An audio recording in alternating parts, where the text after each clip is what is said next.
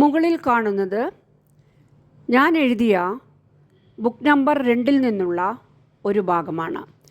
KGT lower and higher Malayalam short hand second paper പരീക്ഷയ്ക്ക് വരുവാൻ സാധ്യതയുള്ള ചോദ്യങ്ങളും ഉത്തരങ്ങളും ഈ ബുക്കിൽ അടങ്ങിയിട്ടുണ്ട്. ബുക്ക് ആവശ്യപ്പെടുന്നവർക്ക് സ്പീഡ് പോസ്റ്റ് വഴി ബുക്ക് അയച്ചു തരുന്നതാണ്. ഡിസ്ക്രിപ്ഷൻ ബോക്സിൽ എൻ്റെ കോൺടാക്റ്റ് നമ്പർ എഴുതിയിട്ടുണ്ട്. ഈ സ്പീഡ് ഡിക്റ്റേഷനിൽ കൊച്ചി തുറമുഖ ശില്പി സർ റോബർട്ട് ബ്രിസ്റ്റോവിൻ്റെ ഫോട്ടോവും ആദ്യമായി 1941 കൊച്ചി തുറമുഖത്ത് എത്തിയ ആദ്യ യാത്രാ കപ്പൽ ക്വീൻ മേരിക്ക് സമീപം നിൽക്കുന്ന സർ റോബർട്ട് ബ്രിസ്റ്റോവിനെയും കാണാവുന്നതാണ്. Wellington island Robert Bristow port ഓഫീസും അദ്ദേഹത്തിൻ്റെ താമസ സ്ഥലവും 1941 നിർമ്മിച്ച കെട്ടിടവും ഇവിടെ കാണാം. അന്നത്തെ വൈസ്രോയി ആയിരുന്ന വെല്ലിംഗ്ടൺ പ്രഭുവിൻ്റെ പേരിലാണ് ഈ കൊച്ചി തുറമുഖം അറിയപ്പെടുന്നത്. കൊച്ചിയിൽ തുറമുഖം നിർമ്മിച്ച വിവരങ്ങളാണ് ഈ ഡിക്റ്റേഷനിൽ വായിക്കുന്നത്.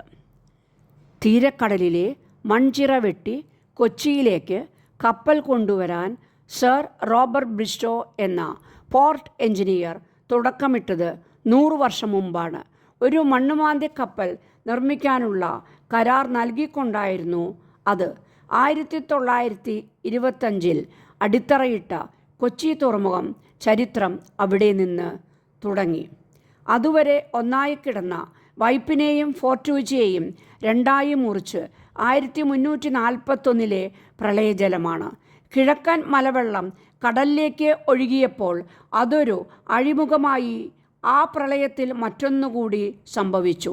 പുരാതനമായ കൊടുങ്ങല്ലൂർ തുറമുഖം ഇല്ലാതായി. കൊച്ചിയിൽ പുതുതായി തുറന്ന ആഴം കുറഞ്ഞ ആഴിയിലൂടെ പത്തേമാരികൾ വന്നു.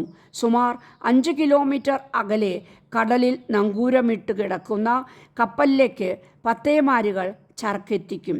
വൈപ്പിനിലെയും ഫോർട്ട് കൊച്ചിയുടെയും കരയുടെ അത്ര നീളത്തിൽ 5 കിലോമീറ്റർ വീതിയിൽ കടലിൽ ഇന്നും ഒരു മൺചിറയുണ്ട്. കല്ലിനോളം കടുപ്പമുള്ള ആ മൺചിറ കുറുകെ കീറി ചാലുണ്ടാക്കി അതിലൂടെ കപ്പലെത്തിക്കാനുള്ള ശ്രമകരമായ ജോലിക്ക് എത്തിയ ചെറുപ്പക്കാരൻ്റെ 20 വർഷത്തെ ജീവചരിത്രമാണ് കൊച്ചി തുറമുഖം. മട്ടാഞ്ചേരിയിൽ നിന്ന് നോക്കിയാൽ തടസ്സമില്ലാതെ കാണാമായിരുന്നു എറണാകുളത്തിൻ്റെ കാഴ്ച. മറിച്ച് വെല്ലിംഗ്ടൺ ഐലൻഡ് എന്ന 900 ഏക്കർ ഭൂമി കായൽ നികത്തിയുണ്ടാക്കി. അവിടെ തുറമുഖം നിർമ്മിച്ച റോബർട്ട് ബ്രിസ്റ്റോയുടെ കഥ കൊച്ചിയുടെ കഥ തന്നെ ആണ്. കൊച്ചിയെ വളരാൻ പാകത്തിനാക്കിയ ഒരു മനുഷ്യൻ്റെ ജീവിതാർപ്പണത്തിന് 1 നൂറ്റാണ്ട് പ്രായമാകുന്നു. 1918 ബ്രിട്ടീഷ് പത്രങ്ങളിൽ ഒരു പരസ്യം വന്നു. ഇന്ത്യയിൽ ഹാർബർ എഞ്ചിനീയറായി ജോലിക്ക് താൽപ്പര്യമുള്ള പ്രായം 40 കടക്കാത്തവർക്ക് അവസരം. അങ്ങനെ റോബർട്ട് ബ്രിസ്റ്റോ കൊച്ചിയിലേക്ക് എത്തി. 1920 ഏപ്രിൽ 4 മദ്രാസിൽ കപ്പലിൽ ഇറങ്ങിയ ബ്രിസ്റ്റോ 13 കൊച്ചിയിൽ എറണാകുളം ഓൾഡ് റെയിൽവേ സ്റ്റേഷനിൽ വന്ന് ഇറങ്ങി. 10 ദിവസം കായലിൽ ചുറ്റി സഞ്ചരിച്ചു. വെള്ളം നിശ്ചലമായ സ്ഥലങ്ങളിൽ തുരുത്തുകൾ നിർമ്മിക്കാൻ തീരുമാനിച്ചു.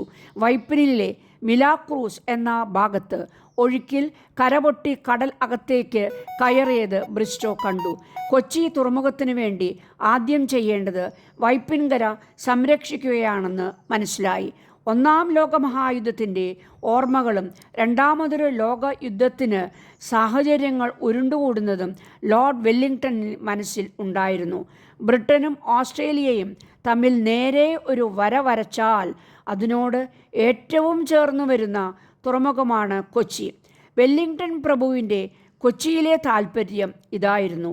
ഇവിടെ കപ്പലുകൾക്ക് കൽക്കരി നിറയ്ക്കാം. കൊച്ചിയിൽ ആധുനിക തുറമുഖം സാധ്യമാണെന്നാണ് ബ്രിസ്റ്റോ പ്രാഥമിക റിപ്പോർട്ടിൽ നൽകിയത്. വെല്ലിംഗ്ടൺ പ്രഭു അത് അംഗീകരിച്ചു. തുറമുഖം നിർമ്മിക്കാൻ ബ്രിസ്റ്റോയെ ചുമതലപ്പെടുത്തി. വൈപ്പിൻ ദ്വീപിൻ്റെ തെക്കേ അറ്റത്തായി കടലിലേക്ക് ചെരിച്ച് ബ്രിസ്റ്റോ 13 കൽച്ചിറകൾ കെട്ടി. ആ ചിറകളിൽ മണ്ണടിഞ്ഞ് വൈപ്പിൻ ബലപ്പെട്ടു. നൂറ്റാണ്ടുകൊണ്ട് അത് വിശാലമായൊരു മണൽപ്പരപ്പായി മാറി. ഇന്ന് അതിൻ്റെ പേര് പുതുവൈപ്പ്. LNG ടെർമിനലും മറ്റും അവിടെയാണ്. ദ്വീപിൻ്റെ മറുഭാഗത്ത് കിഴക്കൻ വെള്ളത്തിൻ്റെ ശക്തി ദ്വീപിനെ ബാധിക്കാതിരിക്കാൻ ഒരു കൃത്രിമ ദ്വീപ് ഉണ്ടാക്കി. ഒഴുക്ക് ഇവിടെ വന്നടിച്ച് ശക്തി കുറയും. അടുത്ത കാലം വരെ ഡയമണ്ട് കട്ട എന്നാണ് ആളുകൾ അതിനെ പറഞ്ഞത്. വല്ലാർപാടം പദ്ധതിക്ക് വേണ്ടി കായൽ നികത്തിയപ്പോൾ ഡയമണ്ട് കട്ട അതിനുള്ളിലായി. കൊച്ചി കായലിൽ വെണ്ടുരുത്തി എന്ന ദ്വീപുണ്ട്. പുരാതന ക്രിസ്ത്യൻ ദേവാലയവും കുഷ്ഠരോഗികളെ പാർപ്പിക്കുന്ന കേന്ദ്രവും വളരെ കുറച്ച് ആളുകളും. മണൽച്ചിറ പൊട്ടിക്കുന്ന മണ്ണ് ഇതിനോട് ചേർത്ത് ദ്വീപുണ്ടാക്കി തുറമുഖം പണിതാലോ എന്നായി ചിന്ത. 1 ടൺ ചെളി നീക്കാൻ 9 അണ കൂലിക്ക് മന്നാർ എന്ന ഡ്രഡ്ജറുമായി തുറമുഖത്തിൻ്റെ നിർമ്മാണം തുടങ്ങി. വടക്കേ അറ്റത്ത് 10 ഏക്കർ നികത്തിയെടുത്തു. 1923 ആയപ്പോഴേക്കും 6200 അടി നീളവും 150 അടി വീതിയും 18 അടി ആഴവുമുള്ള ബണ്ട് തയ്യാറായി. മണ്ണ് വാരി മന്നാർ പൊളിഞ്ഞപ്പോൾ ജർമ്മൻ ഡ്രഡ്ജർ കൊണ്ടുവന്നു. കോരിയെടുത്ത ചെളി വെണ്ടുരുത്തിക്ക് ചുറ്റും നിറച്ചുകൊണ്ടിരുന്നു. കരാർ ഡ്രഡ്ജിംഗ് ലാഭമല്ലെന്ന് ബിസ്ട്രോയ്ക്ക് തോന്നി. സ്വന്തമായി ഒരു ഡ്രഡ്ജർ വേണം. മൺതിട്ട മുറിക്കുമ്പോൾ കിട്ടുന്ന മണൽ ചാനലിന് പുറത്തേക്ക് പമ്പ് ചെയ്യാൻ കഴിയുന്ന ഡ്രഡ്ജർ സ്വന്തമായി നിർമ്മിക്കാൻ തീരുമാനിച്ചു. സ്കോട്ട്ലൻഡ് കമ്പനിക്ക് കരാർ നൽകി. ഈ കരാറോടെയാണ് കൊച്ചി തുറമുഖ നിർമ്മാണം യാഥാർത്ഥ്യത്തിൽ ആരംഭിക്കുന്നത്. 1926 ഡ്രഡ്ജർ റെഡിയായി. സൂയസ് കനാൽ കടന്ന് ചെങ്കടലിലൂടെ ഇന്ത്യയിലേക്ക് വരുന്നതിനിടെ പാറയിലടിച്ച് ഡ്രഡ്ജറിൻ്റെ അടിത്തട്ടിന് കേടുപറ്റി. പിന്നീട് നന്നാക്കി ഉപയോഗിക്കുകയായിരുന്നു ലോർഡ് വെല്ലിംഗ്ടൺ എന്ന പേരിട്ട ആ ഡ്രഡ്ജർ.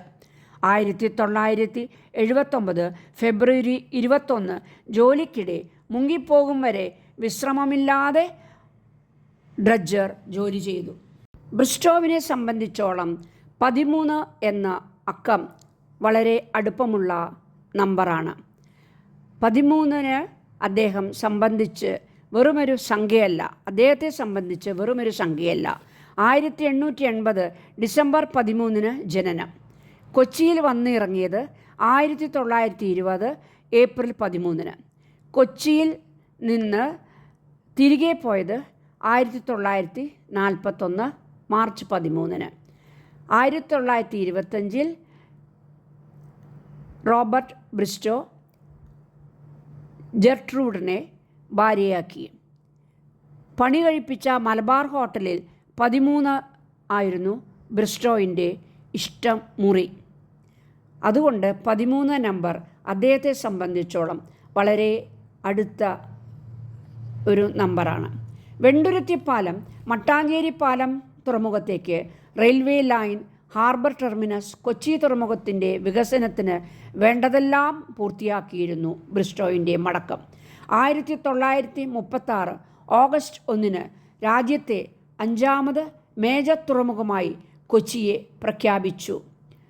1941 മാർച്ച് 13 സർവീസിൽ നിന്ന് വിരമിച്ച് ബ്രിസ്റ്റോ ഇംഗ്ലണ്ടിലേക്ക് മടങ്ങി.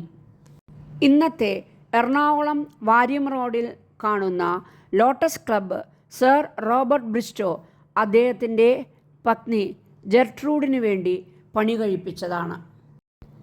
നികത്തിയെടുത്ത വെല്ലിംഗ്ടൺ ഐലൻഡിൽ ബ്രിസ്റ്റോ ആദ്യമുണ്ടാക്കിയത് താമസിക്കാൻ ഒരിടമാണ്.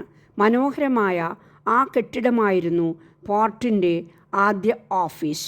മുകൾ നിലയിൽ താമസം, താഴെ പോർട്ട് ഓഫീസ്.